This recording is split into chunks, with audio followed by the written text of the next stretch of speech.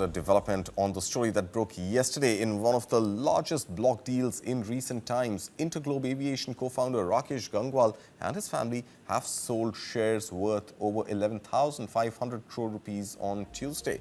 The promoters sold 2.21 crore shares of InterGlobe, the parent company of IndiGo, representing a 5.72% stake in India's largest airline.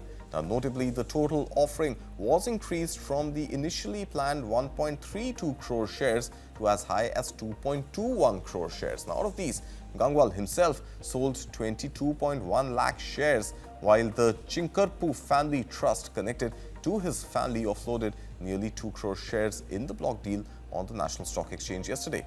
The buyers remain undisclosed. Now, according to the term sheet issued on Monday, the shares were offered at a floor price of 5,175 rupees a share, which is about a 4.5% discount to IndiGo's closing price of 5,420 rupees on NSE on Monday.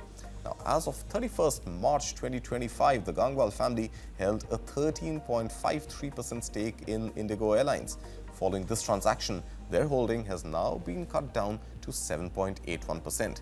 The sale forms part of a phased exit strategy by Gangwal and his family, who co-founded the airline with Rahul Bhatia back in 2006. Now, Gangwal stepped down from IndiGo's board in February 2022 and publicly announced plans to gradually reduce his shareholding.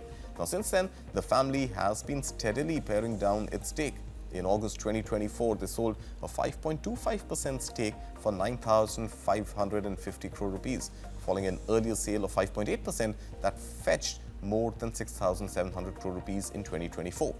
Now, in August of 2023, Shobha Gangwal, another family member, exited fully by selling her 4% stake for nearly 2,950 crore rupees.